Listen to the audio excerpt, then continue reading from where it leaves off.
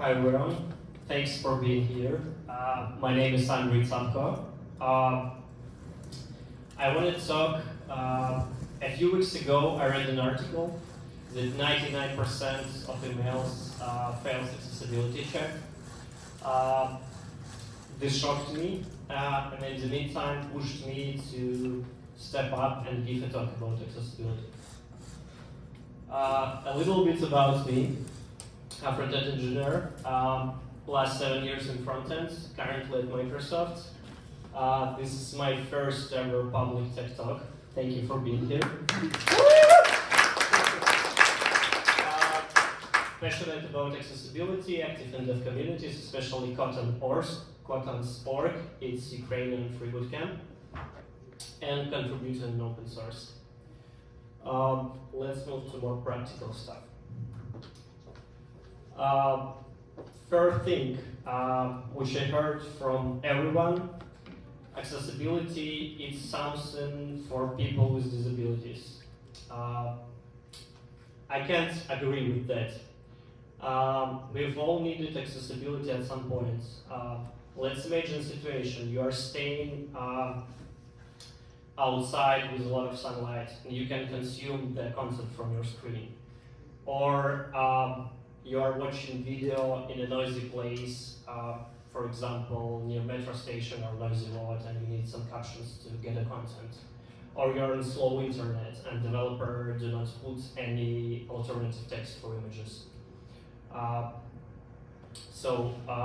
One point where we need it. And why it matters. 1 in 5 people live with disability in this world, and 45% of adults, 50 plus, use browser zoom, large text, or special contrast modes in a browser.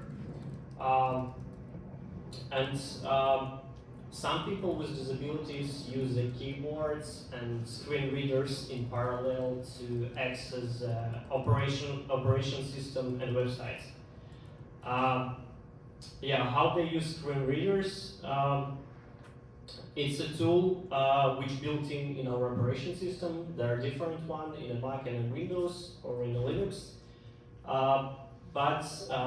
It helps to read out loud the elements and text in the operation system and in the website.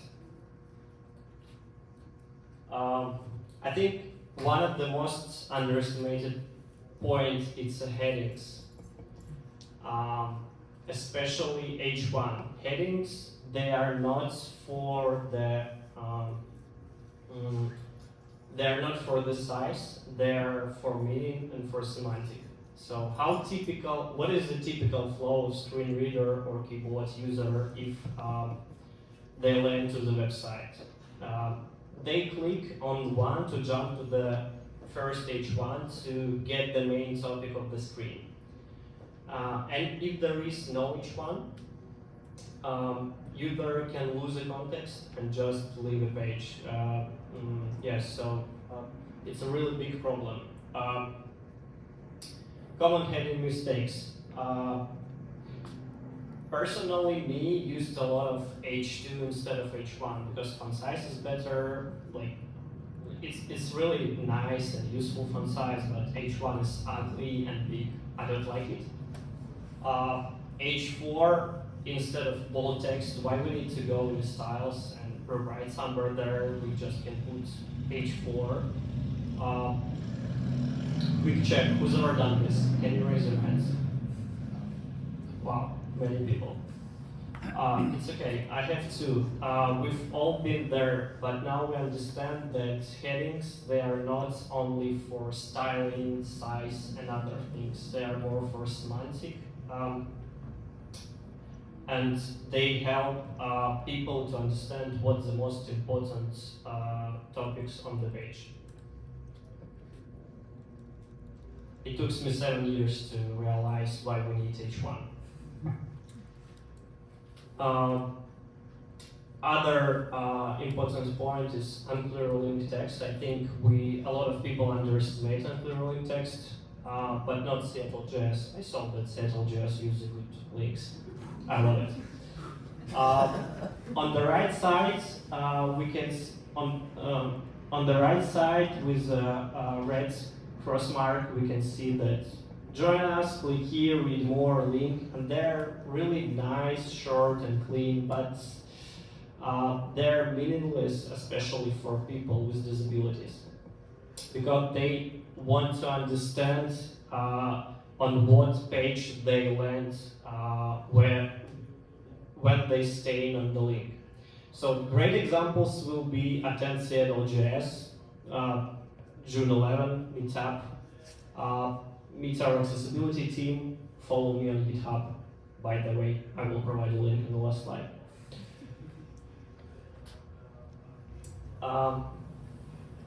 Other thing, focus trap. When I first time heard about focus trap, I thought that focus trap, it should be something bad, but it's not.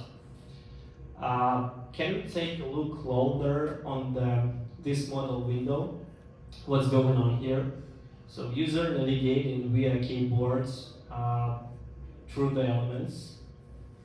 And after some point, after the cancel button, user go outside and focus go outside and go directly to the content. So for people who use keyboard and screen reader, it's complete disaster. They lose the focus and go somewhere deeper inside, and they don't even realize that they are still staying in the model window. This is the same example, but how it should work. We should stay forever inside model window until user click the cancel, submit, or escape button. It will be a big piece of code. I can share with you if you want in Kotlin later. Low contrast mode and footers. When I was preparing for this talk, I opened my promotion tab, opened first letter, and it's what I saw. So on the right side with the red cross, we can see the footer, one crypto company, light gray on the white, which is impossible to read or close to impossible. Do not put any light gray on white. It's no way. Yeah, it doesn't meet the guidelines, accessibility guidelines about contrast. It's meet only 2.5, but should meet 4.5.1. It's the same example. I just added a few font size points and new color. One more thing that I recommend you to pay attention, it's a dark theme on your project. So on dark theme,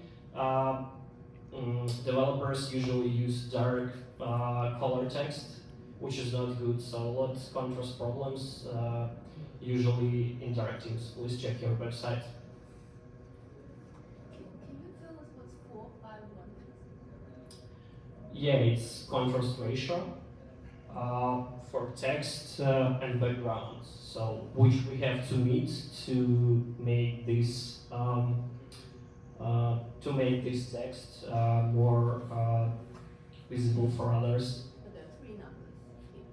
Yeah, there is 3 numbers. I think one number is, if I'm right, one number is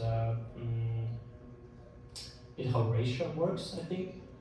There is a few numbers all the time, but one number is text color, other is background color, and I don't know, to be honest. Yeah.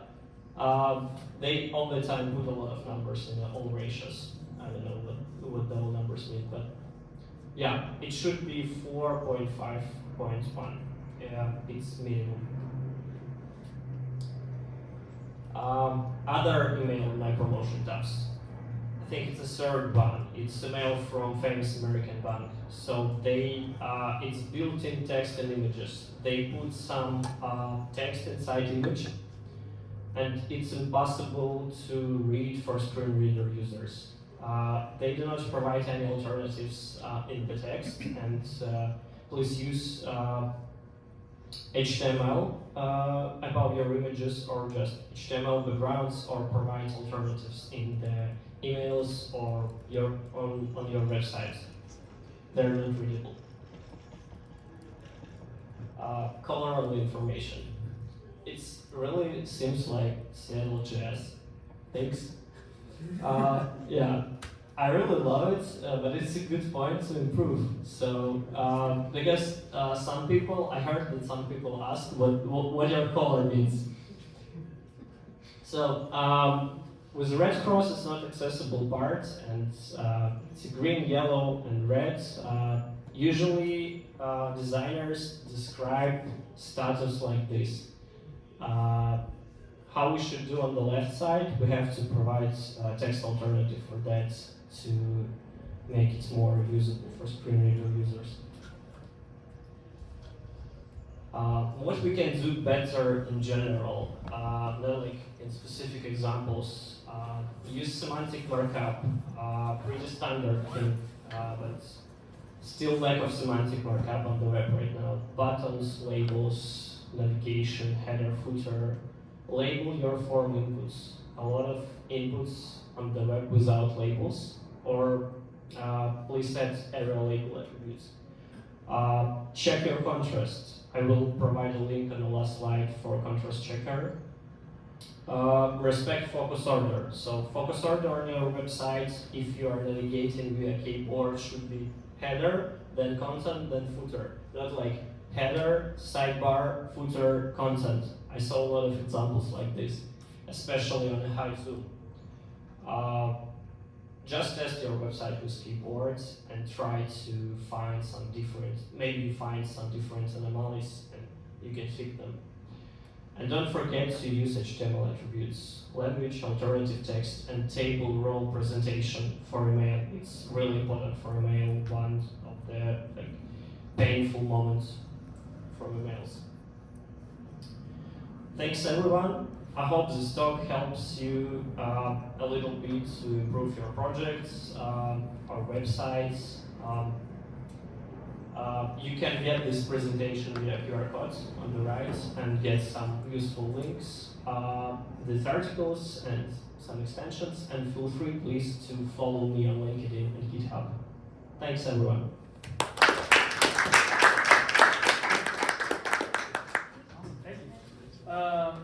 Thank you. Next up we have Tyson, who's going to come share with us some things that he's thinking about working on.